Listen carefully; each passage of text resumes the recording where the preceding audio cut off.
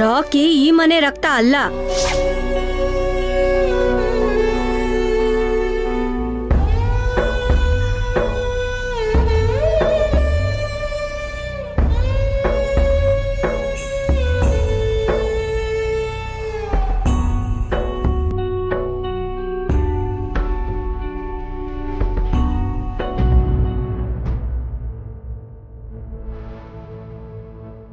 ಹೊಸವ್ರೆ, ಏನ್ರಿ ಆಫೀಸಿಂದ ಬಂದ್ರಾ? ನಾನಿನ್ನೂ ಆಫೀಸ್ಗೆ ಹೋಗಿಲ್ಲ ರೀ. ಹೌದಲ್ವಾ, ಇರಿ ಮಜ್ಜಿಗೆ ತಗೊಂಡು ಬರ್ತೀನಿ. ಹೊಸವ್ರೆ ಇರಿ. ಇನ್ನೂ ಆ ಜಗಳದ ಬಗ್ಗೆ ಯೋಚನೆ ಮಾಡ್ತಾ ಇದ್ದೀರಾ? ಅಯ್ಯೋ ಇಲ್ಲ ರೀ, ಒಂದು ನಿಮಿಷ ಇರಿ.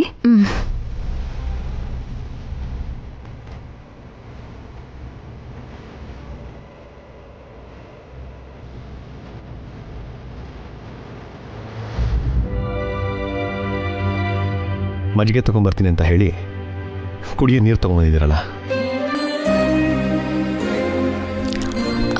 ಸಾರಿ ರೀ, ಮಜ್ಜಿಗೆ ಮಾಡಿ ತೊಗೊಂಡು ಬರ್ತೀನಿ. ಬೇಡ ರೀ, ನನಗೇನು ಬೇಡ.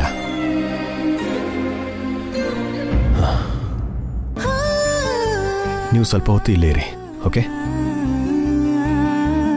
ನೀವಿನ್ನೂ ಆ ಜಗಳದ ಬಗ್ಗೆ ಯೋಚನೆ ಮಾಡ್ತಾ ಇದ್ದೀರಲ್ವಾ? ಇಲ್ಲ ರೀ, ನಿಮ್ಮ ಮೈಂಡಲ್ಲಿ ಅದೇ ರನ್ ಆಗ್ತಾ ಇದೆ ಅಂತ ನನಗೆ ಚೆನ್ನಾಗಿ ಗೊತ್ತಾಗ್ತಾ ಇದೆ. ನೋಡಿ, ದಮಯಂತಿ ಮಾತ್ರ ಅಲ್ಲ, ಯಾರು ಏನೇ ಹೇಳಿದ್ರು ರಾಕಿ ನನ್ನ ಮಗ, ಈ ಮನೆ ವಾರಸ್ದಾರ. ನೀವು ಈ ಥರ ದುಃಖ ಪಡ್ಕೊಳಕ್ಕೆ ಹೋಗ್ಬೇಡಿ. ನಾನು ದುಃಖ ಪಡ್ತಿರೋದು ಅದಕ್ಕಲ್ಲ ರೀ. ಕೆಟ್ಟು ವರ್ತನೆ ಗೊತ್ತಿದ್ದು ಕೂಡ ದಮಯಂತಿ ಅವನನ್ನೇ ವಹಿಸ್ಕೊಂಡು ಬರ್ತಿದ್ದಾಳೆ. ಹೆತ್ತ ತಾಯಿನೇ ಹಾಗೆ ಮಾಡಿದ್ರೆ ಮಕ್ಕಳು ಇನ್ನೂ ಹಾಳಾಗಲ್ವಾ? ದಮಯಂತಿಗೆ ಅದು ಅರ್ಥ ಆಗ್ತಾ ಇಲ್ಲ. ನಾನು ಎಷ್ಟು ಹೇಳಿದ್ರೂ ಅರ್ಥ ಮಾಡ್ಕೋತಿಲ್ಲ ರೀ. ಗಿಡವಾಗಿ ಬಗ್ಗದ್ದು ಮರವಾಗಿ ಬಗ್ಗಿ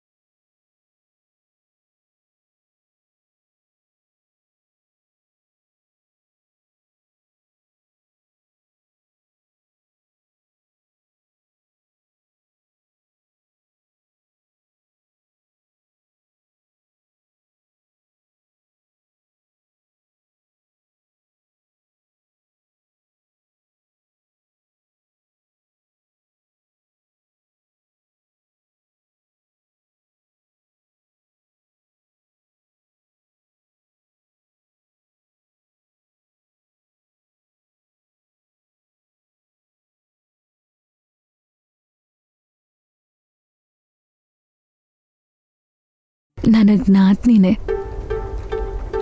ನಿಜ ಗೊತ್ತಾಗೋಕ್ ಮುಂಚೆ ಕೂಡ ಅವಳಿಗೆ ಅಷ್ಟೇ ಗೌರವ ಕೊಟ್ಟೆ. ಕಿಟ್ಟುನ ಪ್ರೀತಿಯಿಂದ ನೋಡ್ಕೊಂಡ್ವಿ. ಆದ್ರೆ ಈಗ ಅವಳ ವರ್ತನೆ ಸಂಪೂರ್ಣವಾಗಿ ಬದಲಾಗಿದೆ. ದಮಯಂತಿ ಬಗ್ಗೆ ನನಗೆ ಬಿಟ್ಬಿಡಿ. ಕಿಟ್ಟುನ ಕೂಡ ದಾರಿಗೆ ತರ್ತೀನಿ. ನೀವು ಸ್ವಲ್ಪ ದಿನ ನೆಮ್ಮದಿಯಾಗಿರಿ.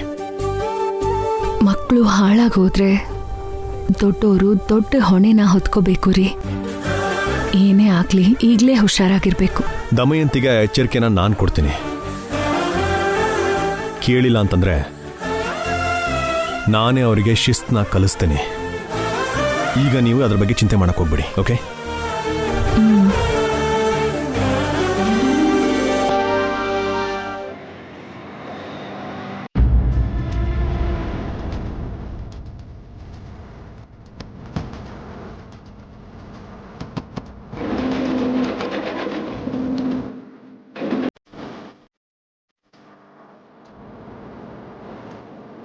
ಯಾರು ನೀವು? ಹಾರಿಕಾ ಅಂದ್ರೆ ನೀವೇನಾ? ಹೌದು ನಾನೇ. ಬನ್ನಿ, ನಮ್ಮ ಮೇಡಮ್ ಕರ್ಕೊಂಬರಕ್ಕೆ ಹೇಳಿದ್ದಾರೆ. ಯಾರು ನಿಮ್ಮ ಮೇಡಮ್?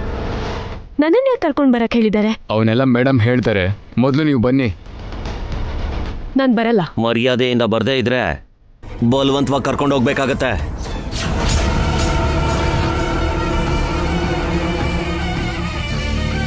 ನಿಮ್ ಮೇಡಮ್ ವಸುಂಧರನಾ ಇಲ್ಲ ಪಾವನಿನಾ? ಅಲ್ಲ, ಶ್ಯಾಮಲಾ ದೇವಿ ಅವರು. ಶ್ಯಾಮಲಾ ದೇವಿನಾ? ಅವ್ರು ಯಾರು? ಮೇಡಮ್ ಅವರೇ ಹೇಳ್ತಾರೆ ಅಂತ ಹೇಳಿದ್ವಲ್ಲ, ನಡಿ. ಛೇ, ಈ ಟೈಮಲ್ಲಿ ಮಮ್ಮಿ ಕೂಡ ಮನೇಲಿಲ್ಲ. ಆ ಶ್ಯಾಮಲಾದೇವಿ ಯಾರು? ನನ್ನ ಯಾಕೆ ಕರೀತಿದ್ದಾರೆ? ನಿನಗೆ ಹೇಳ್ತಾ ಇರೋದು, ನಡಿ.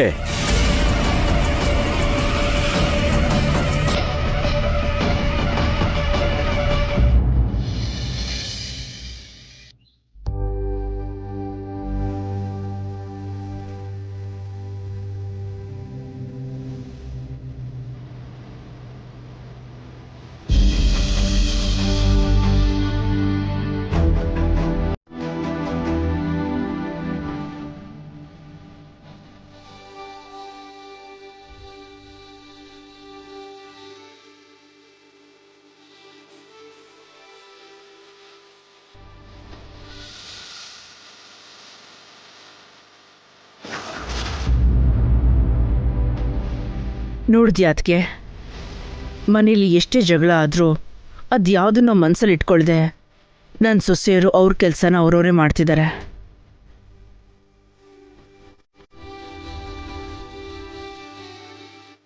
ಹೌದದ್ಕೆ ನನ್ 3 ಸೋದರಳಿ ಅಂದ್ರು ಕೂಡ ಈ ಮನೆ ಜಗಳನ್ ಪಕ್ಕಕ್ಕಿಟ್ಟು ಆಫೀಸ್ ವಿಷಯದ ಬಗ್ಗೆ ಮಾತಾಡ್ತಾ ಇದ್ದಾರೆ ನೋಡು.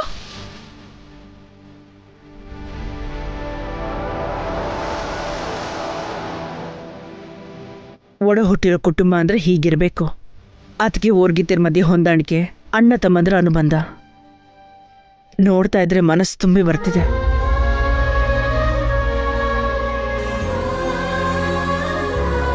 ಈ ಸಮಯದಲ್ಲಿ ನಿಮ್ಮ ಅಣ್ಣ ಇಲ್ಲಿ ಇದ್ದಿದ್ರೆ ಎಷ್ಟು ಚೆನ್ನಾಗಿರ್ತಿತ್ತು. ಯಾವಾಗ್ಲೂ ನಿನ್ ಮಕ್ಳು ಸೊಸೆರ್ ಬಗ್ಗೆನೇ ಮಾತಾಡ್ತಿರ್ತೀಯ ಹೊರತು ನನ್ಗೊಂದ್ ಮದ್ವೆ ಮಾಡ್ಬೇಕು ಅಂತ ಯೋಚನೆನೇ ಮಾಡಲ್ಲ. ನನ್ನ ಗೃಹಿಣಿ ಮಾಡ್ಬೇಕು ಅನ್ನೋ ಬುದ್ಧಿ ನಿನ್ಗೆ ಯಾವಾಗ ಬರುತ್ತೆ? ಪಾವನಿ ಅತ್ಗೆ ವಸು ಅತ್ಗೆ ಜೊತೆ ನಮ್ಮಮ್ಮ ನಂದಿ ನೀನು ಸೊಸೆ ಅಂತ ಸೇರ್ಸ್ಕೊಂಡ್ಬಿಟ್ಲಾ ಹೆಂಗೆ? ಅಮ್ಮಂಗೆ ನನ್ನ ಮಗಳೇ ಈ ಮನೆ ಚಿಕ್ಕ ಸೊಸೆ ಅಂತ ನೆನಪು ಮಾಡ್ಬೇಕು. ನಿನ್ ಮನ್ಸಲ್ಲಿ ಏನ್ ಅಂದ್ಕೋತಿದ್ಯಾ ಅಂತ ನನಗೆ ಗೊತ್ತು. ಅದ್ಗೆ ಮದ್ವೆ ಬಗ್ಗೆ ತಾನೇ ನೀನು ಯೋಚನೆ ಮಾಡ್ತಿರೋದು. ಅಷ್ಟು ಕರೆಕ್ಟಾಗಿ ಹೆಂಗೆ ಹೇಳ್ದೆ ಅದಕ್ಕೆ? ನಿನ್ನ ಮನಸ್ಸು ಬಗ್ಗೆ ನನಗೆ ಗೊತ್ತಿಲ್ವಾ ಅದಕ್ಕೆ? ನಿನಗೆ ಯಾರು ಕಂಡ್ರೆ ಇಷ್ಟ ಅಂತ ನನಗೆ ಗೊತ್ತು. ಅಂದ್ರೆ ನಾನ್ ಚಲ್ಪತಿನ ಪ್ರೀತಿಸಿದ ವಿಷಯ ಅದಕ್ಕೆ ಗೊತ್ತಾಗೋಯ್ತಾ ಹೇಗೆ? ಆದಷ್ಟು ಬೇಗ ನಿನ್ನ ಆಸೆ ಈಡೇರತ್ತದ್ಕೆ. ನನಗೂ ಚಲ್ಪತಿಗೂ ಮದ್ವೆ ಮಾಡ್ತಾರಾ? ಮೊದಲು ನಂದಿನಿಗೆ ಮದ್ವೆ ಮಾಡಿ ಆಮೇಲೆ ಅಖಿಲ್ಗೆ ಸಂಬಂಧ ನೋಡೋಣ. ನೀನ್ ಇಷ್ಟಪಡೋ ನಿನ್ ಚಿಕ್ಕ ಸೋದರ ಅಳಿಯನ್ ಮದ್ವೆನ ನೀನೇ ಮುಂದೆ ನಿಂತು ಮಾಡುವಂತೆ. ಅಂದ್ರೆ ನೀನ್ ಇಷ್ಟೊತ್ತು ಮಾತಾಡಿದ್ದು ಅಖಿಲ್ ಮದ್ವೆ ಬಗ್ಗೆನಾ ಅದಕ್ಕೆ? ನೀನ್ ಯಾರ ಮದ್ವೆ ಬಗ್ಗೆ ಅಂದ್ಕೊಂಡೆ? ಅವ್ರ ಮದ್ವೆ ಬಗ್ಗೆನೇ ಅದಕ್ಕೆ. ಯಾಕಮ್ಮ ಇಲ್ಲೇ ಕರ್ಕೊಂಬಂದೆ? ಕರೆಕ್ಟಾಗಿ ಗುಡ್ಸು, ಮಾತಾಡ್ದೆ ಗುಡ್ಸು. ಯಾಕಮ್ಮ ಮಾತಾಡ್ಬೇಡ ಕಣೆ, ಸುಮ್ನೆ ಶುರು ಮಾಡು.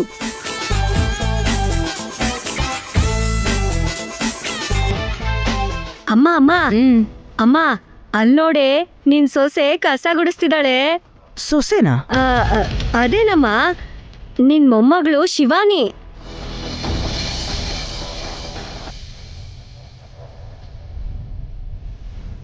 ಅಭಿಯಣ್ಣ, ಭಾಸ್ಕರಣ್ಣ, ಲೋ ಅಖಿಲ್, ಒಂದ್ಸಲ ಅಲ್ಲೋಡಿ, ನಿಮ್ ಸೋದ್ರ ಸೊಸೆ ಶಿವಾನಿ ಕಸ ಗುಡಿಸ್ತಿದ್ದಾಳೆ.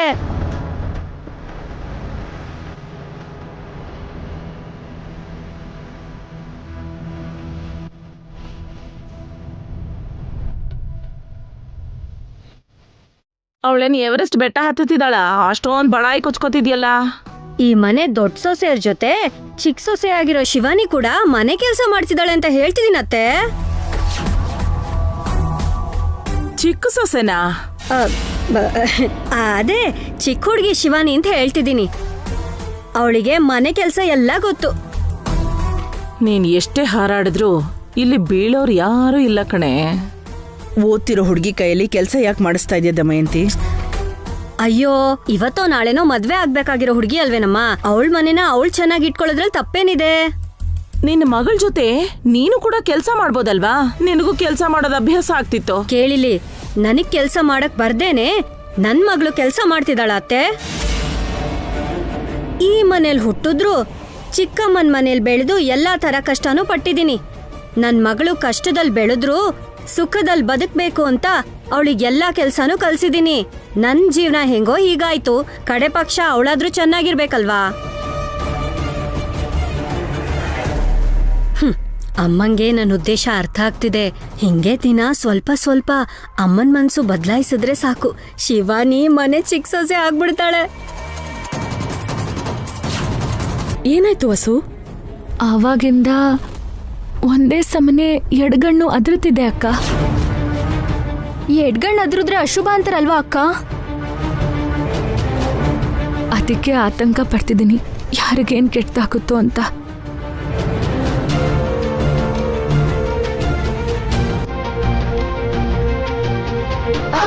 ಅಕ್ಕ ಅಯ್ಯೋ ರಾಕಿ,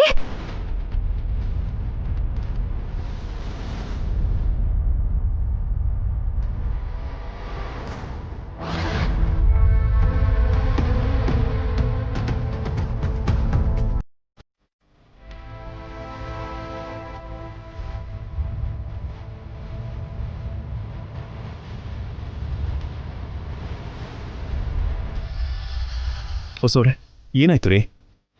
ಏನಂದ್ರೆ ರಾಕಿ ಫೋಟೋ ಕೇಳಕ್ ಬಿತ್ತು ರೀ. ರಾಕಿಗೇನಾದ್ರೂ ಆಗತ್ತೇನೋ?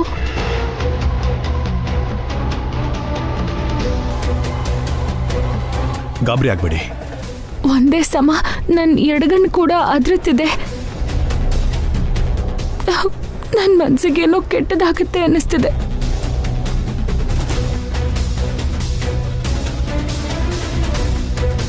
ಏನಾಗಲ್ಲ ಬಿಡಮ್ಮ, ಯಾಕೆ ಭಯ ಪಡ್ತಾ ಇದೆಯಾ? ಈ ಥರ ಯಾವತ್ತೂ ಆಗಿರ್ಲಿಲ್ಲ ಭಾವ. ರಾಕಿಗೇನಾದ್ರೂ ಆದ್ರೆ? ರಾಕಿ ಸ್ಕೂಲಲ್ಲಿದ್ದಾನಂತಕ್ಕೆ, ಅವ್ನು ಸೇಫ್ ಆಗಿರ್ತಾನೆ. ರಾಕಿಗೇನಾಗಲ್ಲ ವಸು, ಗಾಬರಿ ಆಗ್ಬೇಡ. ಯಾಕೋ ನನ್ನ ಮನ್ಸಿಗೆ ಒಂಥರ ಅನ್ನಿಸ್ತಿದೆ ಅತ್ತೆ. ಯಾವುದೋ ಗೊತ್ತಿಲ್ಲದೆ ಇರೋ ಭಯ ಆವರಿಸ್ಕೊಂಡಿದೆ.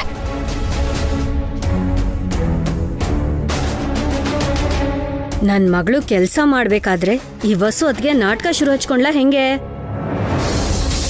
ಎಲ್ರಿಗೂ ಒಳ್ಳೇದ್ ಬಯಸೋ ವಸು ಮನ್ಸಿಗೆ ಹಿಂಸೆ ಆಗ್ತಿದೆ ಅಂತಂದ್ರೆ ಯಾರಿಗೋ ಏನೋ ಕಾದಿದೆ ಅಂತಾಯ್ತು.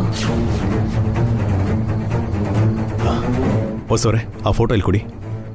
ಅದಕ್ಕೆ ಹೊಸೋರ್ನ ಕರ್ಕೊಂಡು ದೇವಸ್ಥಾನಕ್ಕೆ ಹೋಗಿ, ಅವ್ರ ಮನಸ್ಸಿಗೆ ಸ್ವಲ್ಪ ನೆಮ್ಮದಿ ಆದ್ರೂ ಸಿಗುತ್ತೆ. ಸರಿ ಅಬ್ಬಿ. ವಸು ನಡಿ ದೇವಸ್ಥಾನಕ್ಕೆ ಹೋಗೋಣ.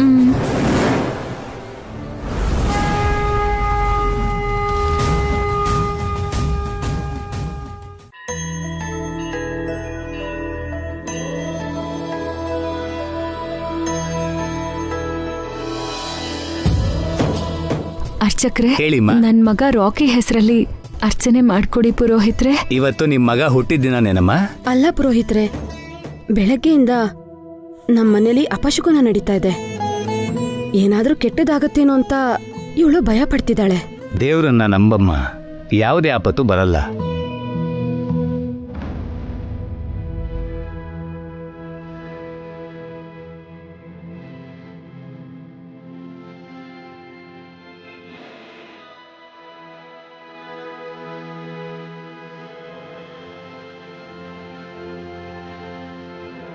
ಈ ಗುಡಿಲಿ ಒಬ್ರು ಸ್ವಾಮೀಜಿ ಇದಾರಮ್ಮ.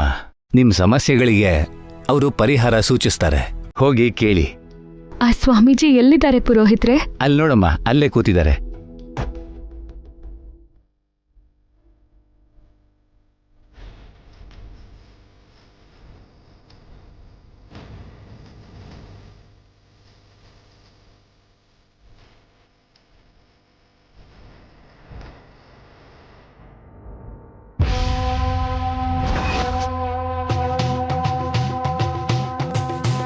ನಮಸ್ಕಾರ ಸ್ವಾಮೀಜಿ.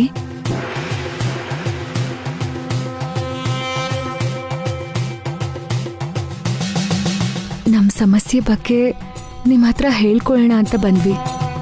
ನೀವೇ ಪರಿಹಾರ ಕೊಡಬೇಕು.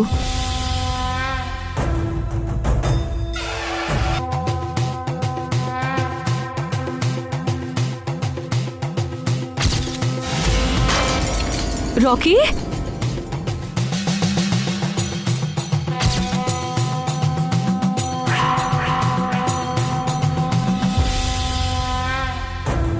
ನಿನ್ ಮಗನ ಬಗ್ಗೆ ಭಯ ಪಡ್ತಿದ್ಯಾ ಅಷ್ಟೇ ಅಲ್ವಾ ತಾಯಿ? ಅಷ್ಟೇ ಸ್ವಾಮಿ. ನನ್ನ ಮಗನ್ಗೆ ಏನಾಗುತ್ತೋ ಅಂತ ಭಯ ಆಗ್ತಿದೆ. ನಿನ್ನ ಭಯ ನಿಜ ಆಗತ್ತಮ್ಮ. ನಿನ್ನಿಂದ ನಿನ್ನ ಮಗನ್ನ ಒಬ್ರು ದೂರ ಮಾಡಕ್ ಹೊರಟಿದ್ದಾರೆ.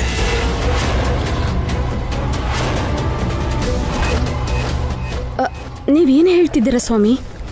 ತಾಯಿ ಮಗನ್ನ ಬೇರೆ ಮಾಡೋದು ಯಾರು?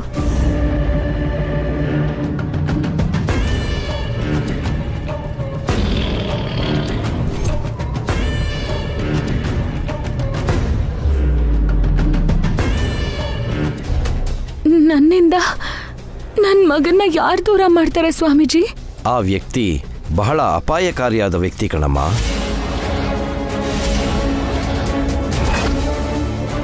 ಅವರು ಬಯಸಿದ ದಾರಿಗೋಸ್ಕರ ಯಾವ ಮಟ್ಟಕ್ಕಾದರೂ ಇಳಿತಾರೆ.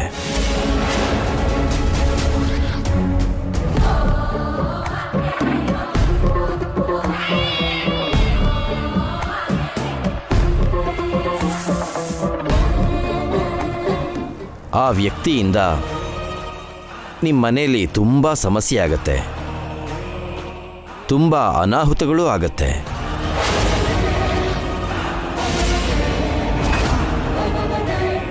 ನಮ್ಮ ಮೇಲೆ ಅಷ್ಟೊಂದು ಕೋಪ ಯಾರಿಗಿದೆ ಸ್ವಾಮೀಜಿ? ನಮ್ಮ ಮೇಲೆ ಅಷ್ಟೊಂದು ದ್ವೇಷ ಬೆಳೆಸ್ಕೊಂಡಿರೋರು ಯಾರು?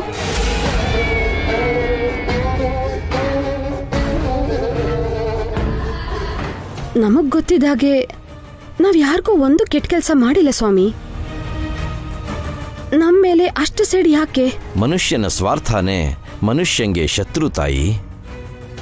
ನಾವು ಯಾವ ತಪ್ಪು ಮಾಡಿಲ್ಲ ಅಂದ್ರೂ ಮತ್ತೊಬ್ಬ ವ್ಯಕ್ತಿ ಸ್ವಾರ್ಥ ನಮ್ಮನ್ನ ಬಲಿ ತಗೊಳುತ್ತೆ.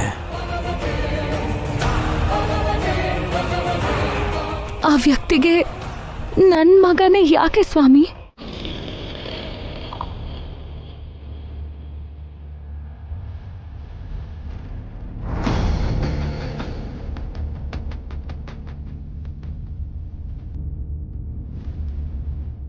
ಯಾರ್ ನೀವು? ನನ್ನನ್ನ ಯಾಕೆ ಕರೆಸಿದ್ದೀರಾ? ನಿನ್ನಿಂದ ಕೆಲಸ ಆಗಬೇಕಿದೆ. ನೀನು ನನಗೊಂದು ಹೆಲ್ಪ್ ಮಾಡಬೇಕು. ನೀವು ಯಾರು ಅಂತಾನೆ ಗೊತ್ತಿಲ್ಲ. ನಾನು ನಿಮಗೆ ಯಾಕೆ ಹೆಲ್ಪ್ ಮಾಡಬೇಕು? ನೀನು ಯಾರು ಅಂತ ನನಗೆ ಚೆನ್ನಾಗಿ ಗೊತ್ತು. ನಿನ್ನ ಕೈಲಿ ಮಾಡೋ ಅಂಥ ಕೆಲಸನೇ ನಿನಗೆ ಕೊಡ್ತೀನಿ. ನೀವು ಯಾರು ನನಗೆ ಕೆಲಸ ಕೊಡೋಕ್ಕೆ? ಏನು ಮಾತಾಡ್ತಿದ್ದೀರಾ? ನನಗೆ ಯಾವ ಕೆಲಸನೂ ಬೇಡ. ಆದರೆ ನನಗೆ ನಿನ್ನ ಅಗತ್ಯ ಇದೆ ಹಾರಿಕಾ. ನನ್ನಿಂದ ನಿನಗೆ ಲಾಭನೂ ಇದೆ. ನಾನು ಹೇಳಿದ್ದು ಮಾಡಿದ್ರೆ ನಿನ್ನ ಲೈಫು ಸೆಟ್ಲಾಗಿ ಹೋಗುತ್ತೆ. ಏನು ಮಾಡ್ಬೇಕು ನಾನು?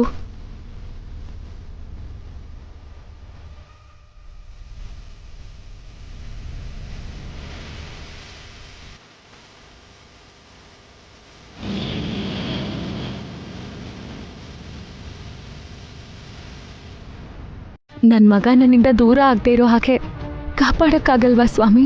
ಇದು ವಿಧಿ ಆಡ್ತಿರೋ ನಾಟಕ ಕಣಮ್ಮ. ನೀವು ತುಂಬ ಹುಷಾರಾಗಿರಬೇಕು. ಎಷ್ಟೋ ಅನಾಹುತಗಳು ಎದುರಾಗೋದ್ರಲ್ಲಿದೆ. ಮುಂಬರೋ 6 ತಿಂಗಳು ನಿಮಗೆ ಕಷ್ಟಕಾಲ. ನೀವೇ ಹೀಗಂದ್ರೆ ಹೇಗೆ ಸ್ವಾಮಿ? ಭಗವಂತನ ಮೇಲೆ ಭಾರ ಹಾಕೋದು ಬಿಟ್ಟು ನಾವಿನ್ನೇನು ಮಾಡೋಕ್ಕಾಗಲ್ಲ ತಾಯಿ. ಹೋಗಿ ಬನ್ನಿ.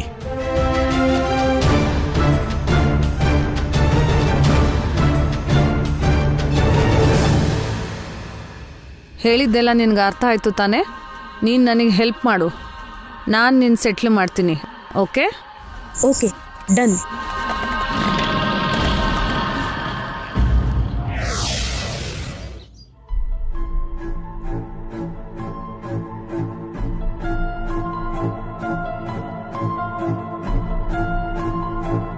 ನಮ್ಮ ಎಂಪ್ಲಾಯೀಸ್ IT ರಿಟರ್ನ್ಸ್ನ ಫೈಲ್ ಮಾಡೋದಕ್ಕೆ ಇನ್ನು 20 ಡೇಸ್ ಟೈಮ್ ಅಷ್ಟೇ ಇರೋದಣ್ಣ. ಅಷ್ಟರೊಳಗೆ GST ಕಟ್ಟಿ ಎಲ್ಲನೂ ಕ್ಲಿಯರ್ ಮಾಡಿಬಿಡಿ. ಆಲ್ರೆಡಿ ನಮ್ಮ ಅಕೌಂಟೆಂಟ್ ಕೆಲಸದ ಮೇಲೆ ಇದ್ದಾನೆ ಅಭಿ. 1 or 2 ಡೇಸಲ್ಲಿ ಎಲ್ಲ ಮುಗಿಯುತ್ತೆ. ನಾಳೆಯಿಂದ ನಾನು ಕೂಡ ಆಫೀಸಿಗೆ ಬರ್ತೀನಣ್ಣ. ಪೆಂಡಿಂಗ್ ವರ್ಕ್ ಏನಾದರೂ ಇದ್ರೆ ನನಗೆ ನೀವು ಹೇಳಿ. ಬಂದ್ರಾ? ದರ್ಶನ ಚೆನ್ನಾಗಾಯ್ತಪ್ಪ ಅವನಿ? ಈಗ ಟೆನ್ಷನ್ ಕಮ್ಮಿ ಆಯ್ತಾ ಅದಕ್ಕೆ?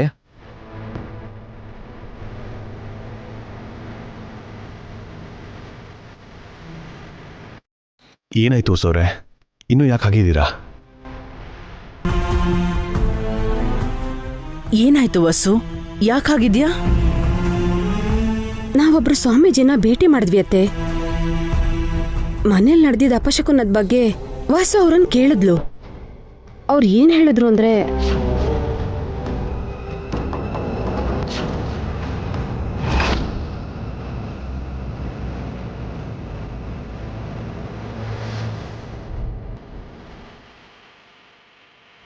ಸ್ವಾಮೀಜಿ ಹಾಗೆ ಹೇಳ್ದಾಗ್ಲಿಂದ ನನ್ನ ಭಯ ಇನ್ನೂ ಜಾಸ್ತಿ ಆಗ್ತಿದೆ ರೀ. ಯಾರಿಂದ ಅಪಾಯ ಆಗುತ್ತೆ ಅಂತ ಅರ್ಥ ಆಗ್ತಿಲ್ಲ. ಖಂಡಿತ ಆ ವ್ಯಕ್ತಿ ಹಾರಿಕಾನೇ ಆಗಿರ್ತಾಳೆ. ನಮಗೆ ಅಪಾಯ ಅಂತೇನಾದರೂ ಆದರೆ ಆದಿತ್ಯಯಿಂದನೋ ಇಲ್ಲ ಚಲ್ಪತಿಯಿಂದನೋ ಆಗುತ್ತೆ. ಹಾರಿಕಾ ಕೂಡ ಡೇಂಜರ್ ಅಣ್ಣ.